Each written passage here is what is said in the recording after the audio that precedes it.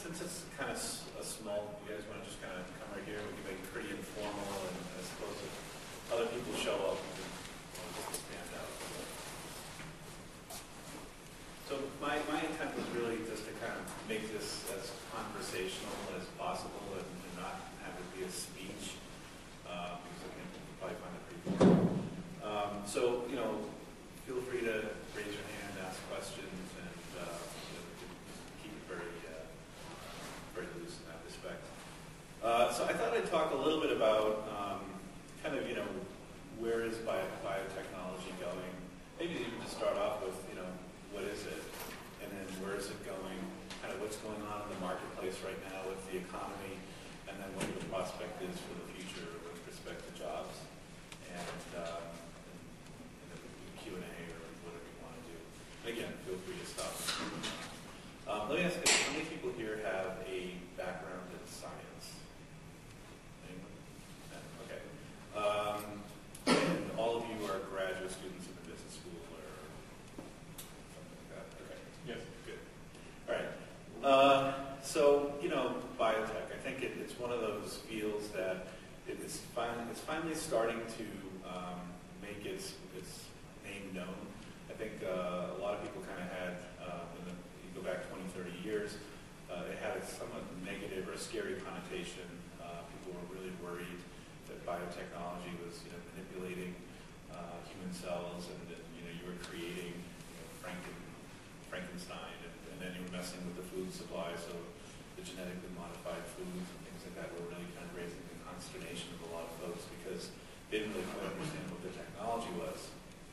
And over time, I think it's started to become more mainstream, so much so that, you know, biotechnology is really kind of leaving the realm of life or human medicine, and is now actually starting to branch out into other fields of technology, and specifically areas like clean energy, green energy, and biofuels, and kind of that whole space. And so it's really becoming an application that has crossover into a lot of different disciplines.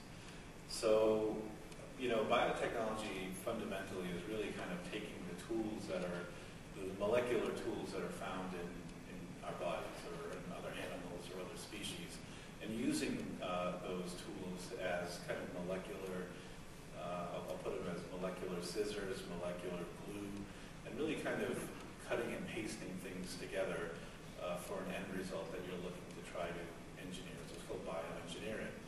And it can happen at the level of DNA, happens at the level of proteins, happens at the level of cells, and increasingly whole organisms. And so what's kind of arisen out of this whole tools concept is the whole idea of research tools. And so very often you'll hear the idea that, you know, you'll hear of antibodies, you'll hear of, you know, small molecules, you'll hear of genetically altered mice.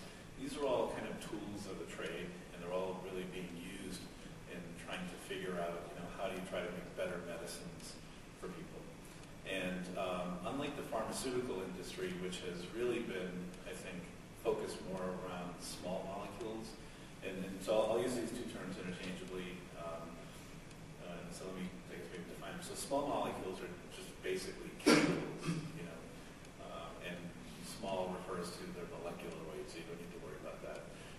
Large molecules or macromolecules are usually referred to biological agents, so things like antibodies, proteins, increasingly it's pieces of DNA, pieces of RNA. So these are, those are called large molecules.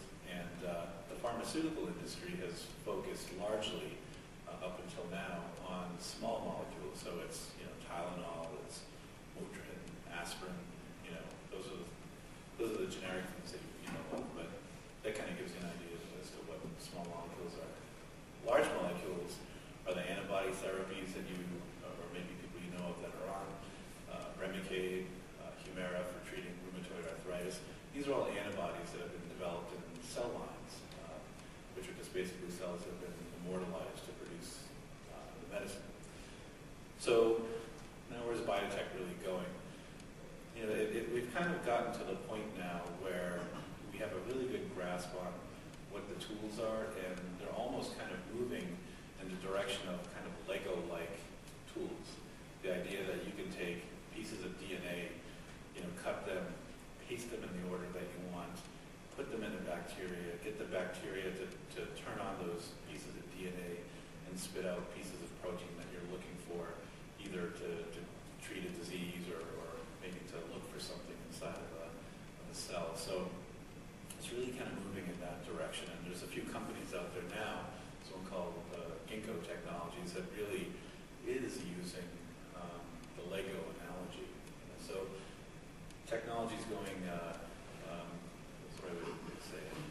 It's kind of going from the level of being very esoteric, where only a few select people really know how to use it, almost to the level of like toys, I hate to say it, but where, as kids kind of grow up through the education system, in high school they're now doing molecular biology in some of the school systems. They are becoming very familiar with molecular biology, so that by the time they get to graduate school and beyond, it becomes, they're so proficient in its use that people start to be able to use it. I guess I like to play with Legos. The other area that you see biotechnology going into is clean energy, and so the idea is that with biotechnology you could actually engineer bacteria and get the bacteria to do what you want it to do as it applies to industry. And so, for example, there's a company called Waltham Technologies that's basically taking blue-green algae and has genetically modified it so that when you put the blue-green algae into water, the sunlight, because it's chlorophyll-based, the sunlight actually powers the blue-green algae.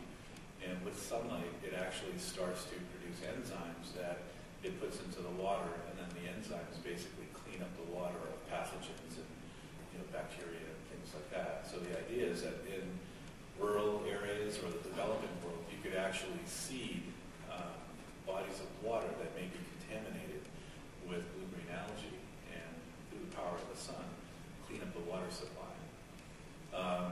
Another interesting technology is using RNAi, which it's remarkable because RNAi as a technology only came out, maybe 2 decades ago, and only within the last 5 years has been started to be used as a therapeutic, and within 5 years is now being used industrially to clean up water supply. And again, all RNA is really just it's a DNA, it's like a type of DNA molecule, and its goal is to basically turn genetic information into protein information, and proteins are what does all the work in your body. So RNAi is really that similar type of technology, and is now being used to clean up water. Again, the idea is that you could take a piece of RNA and you stick it in a cell, put it in the water, and it'll actually knock out the genes of dangerous bacteria that are in the water, or dangerous viruses that are in the water. And by knocking the genetic information out of those organisms, you clean up the water supply. So this is an example of how biotechnology is now kind of leaving human medicine and kind of being used towards industrial use.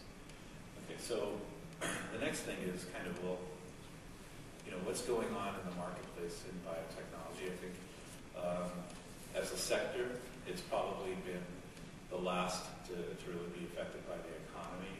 It's, it is being affected, and quite severely so, but I think relative to some of the other industries, it's been buffered somewhat. And I think it's being driven in large part by the fact that so much of private capital is actually used in biotechnology as opposed to public monies.